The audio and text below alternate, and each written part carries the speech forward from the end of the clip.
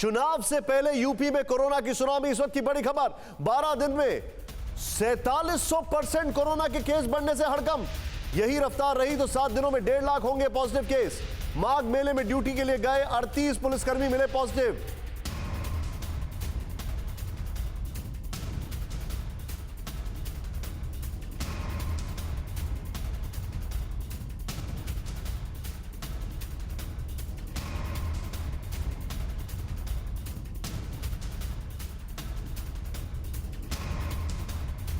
UP का जो हाल है वो बड़ा चिंताजनक है। मैं सीधे चलूंगा, अभिषेक मेरे साथ बने रहिए, मैं आपके पास आ रहा हूं, लेकिन यहां पर सीधे प्ले ऑन करें। हमारे पास जो इंफॉर्मेशन है, चुनावी माहौल में यूपी में चरम पर कोरोना, ये बड़ी खबर। यूपी में 12 दिन में 4700% कोरोना के केस बढ़े। नंबर 1, इसी रफ्तार से बढ़े तो एक हफ्ते में 1.5 लाख एक्टिव केस की आशंका है। नेक्स्ट, तीसरी लहर में कोरोना की बेकाबू रफ्तार की चपेट में 75 जिले। यूपी के 12 जिलों में 1000 से ज्यादा सक्रिय केस हैं यहां पर। नेक्स्ट चेंज करें इसको, यहां पर 9 जनवरी एक दिन में केस आपके सामने है 7500 से ऊपर, एक्टिव केस 25000 के ऊपर।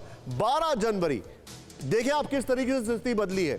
12 जनवरी 3 दिन में क्या केस हुए हैं, 13000 के ऊपर, एक्टिव केस 57000 के ऊपर। और ये यहां पर नेक्स्ट, यूपी में कोरोना टेस्टिंग का जो ट्रेंड है, यहां पर चेंज करें इसको, यहां पर तुरंत वो हमारे पास जो जानकारी है वो भी बड़ा तेजी चेंज हो रही है। मैं आपको भारत की एक खबर बताना चाहूंगा और उसके बाद मैं यूपी के ग्राफिक्स और भारत की ब्रेकिंग के साथ आऊंगा। तीसरी लहर में देश में पहली बार 24 घंटे में 2,45,000 से ज्यादा केस। देश में पिछले 24 घंटे में कोरोना से करीब 379 लोगों की मौत। देश में पहली बार कुल एक्टिव केस 11 लाख के पार पहुंचे। सिर्फ 6 दिन में 1 लाख से 2.25 लाख पहुंचे कोरोना केस।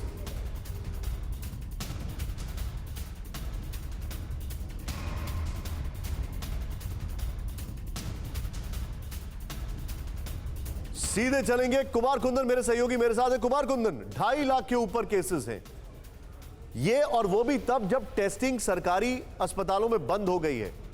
मैं आपसे जानना चाह रहा हूं कि क्या असेसमेंट है, रियलिस्टिक आंकड़ा क्या है अभी, कितने कोरोना पेशेंट्स होंगे, क्योंकि ये तो ओरिजिनल है ही नहीं, टेस्टिंग तो इसमें कई सारे रिफ्लेक्ट ही नहीं कर रही। और दूसरा मेरा सवाल ये है कि आप अभी क्या देख रहे हैं, ये कहां तक जा रहा है, इसका पीक कब तक जा रहा है? देखिए, इस बीच एक बड़ी खबर निशांत ये है कि सरकार ने लगभग 400 मौतें अब हो रही हैं।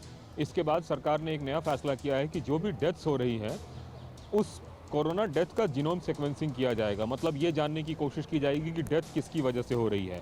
अमूमन अभी जो भी लोग पॉजिटिव हो रहे हैं उसमें रैंडम चेकिंग के आधार पर उनका जीनोम सीक्वेंसिंग किया जाता है, जिसमें यह पता नहीं चल पाता है कि कौन ओमिक्रॉन था, कौन मतलब डेल्टा था, क्या था। मतलब कुछ ही लोगों का पता चल पाता है जिनका जीनोम सीक्वेंसिंग हो रहा है, लेकिन जिन लोगों का डेथ हो रहा है सरकार उनका जीनोम सीक्वेंसिंग आप मेरे साथ बने रहिए। हमारे दर्शकों के लिए ये ब्रेकिंग बताना जरूरी है। मैं अपनी टीम को भी बताना चाहूंगा सरकार का बड़ा फैसला, और ये बड़ा फैसला ये है कि जो मौत हो रही है उसमें भी कोरोना से हो रही मौतों की होगी जीनोम सीक्वेंसिंग, जिससे पता लगे कि ये ओमिक्रॉन से हुई है या डेल्टा से हुई है। ये बड़ी खबर तैयार करें, जिनकी मौतें कोरोना से हो रही है उसकी भी जीनोम सीक्वेंसिंग होगी, क्योंकि पता लगे। Kumar Kundan please go ahead.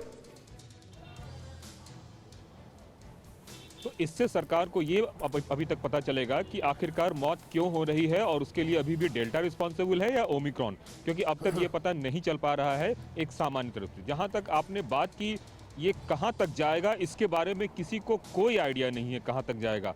हकीकत की कहानी सिर्फ इतनी है निशांत कि बड़ी तेजी से जिन जिन राज्यों में social distancing, Covid appropriate behaviour, इन सभी का पालन नहीं किया गया है, वहाँ बहुत तेज़ी से फैल रहा है। और ख़ास करके चुनावी राज्यों का तो कहना ही क्या।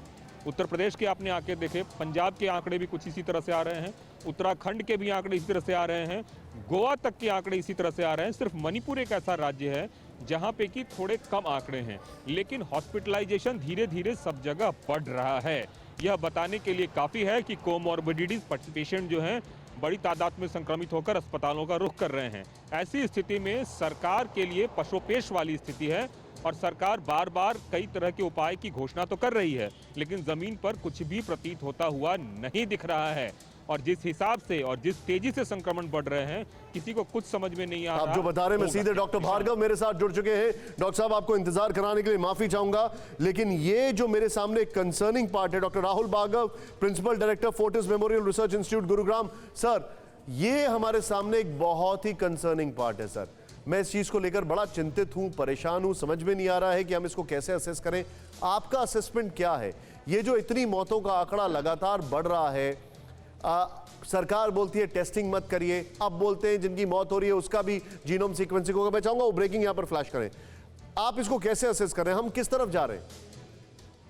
देखिए, ये आप ही का चिंता नहीं है, ये हम सबका चिंता रहा है, साइंटिफिक कम्युनिटी का, कि जिस प्रकार से इलेक्शन कमीशन ने 10 फरवरी से पहला फेज इलेक्शन का स्टार्ट किया है, उसके चलते हुए आप लोगों की जान को खतरे में डाल रही है, क्योंकि साइंस कह रही है घर से बाहर मत निकलिए, और इलेक्शन कमीशन कह रहा है कि आगे बढ़ चढ़ के निकल के अपना इलेक्शन, अपना वोट जो आपका अधिकार है उसका पालन करिए। ये कितनी विरोधाभास वाली बात है। आप देख चुके हैं दिल्ली में किस प्रकार से पिछले 15 दिन में केसेस बढ़े हैं और किस प्रकार से वो 22 हजार केसेस तक पहुंच चुके हैं। इसी के साथ में अगर आप थोड़ा विश्व का पर्यावेश ले, अमेरिका में 10 लाख से ज्यादा केसेस आ रहे हैं। इतने तो डेल्टा और बीटा वेरिएंट में भी नहीं आते थे, जबकि उनकी कंट्री में वैक्सीनेशन, तीसरी वैक्सीनेशन 30% लोगों को लग चुकी है। अगर हम उत्तर प्रदेश की बात करें, उत्तर प्रदेश में 85% को 1 डोज और 45 से 48% को 2 डोज लग चुकी है। पर 22 करोड़ का सूबा जो इलेक्शन को 10 फरवरी से स्टार्ट हो रहा है, क्या हम सबको टीका लगा पाएंगे? और टीके के बाद भी हम ये देख रहे हैं कि इम्यूनिटी को इवेट कर जा रहा है। जो टीके से बनी इम्यूनिटी है, ओमिक्रॉन उसको इवेट कर जा रहा है। और अब बात मान के चलिए कि आने वाले दिनों में 90% केसेस ओमिक्रॉन के ही होंगे। डेल्टा वेरिएंट से रीइंफेक्शन का रेट 7% से बहुत ज्यादा कम है। ये जिस प्रकार से तेजी से फैल रहा है, 11,000 केसेस उत्तर प्रदेश में आए हैं, ये वो लोग हैं जिनमें 80% को डेल्टा के बाद इम्यूनिटी थी, और उस इम्यूनिटी को मात देके बाईपास करके अगर इन्फेक्शन आज हो रहा है, तो वो ओमिक्रॉन है, ओमिक्रॉन है, ओमिक्रॉन है। परवाह देश की, सोमवार से शुक्रवार रात 10 बजे TV9 भारतवर्ष पर।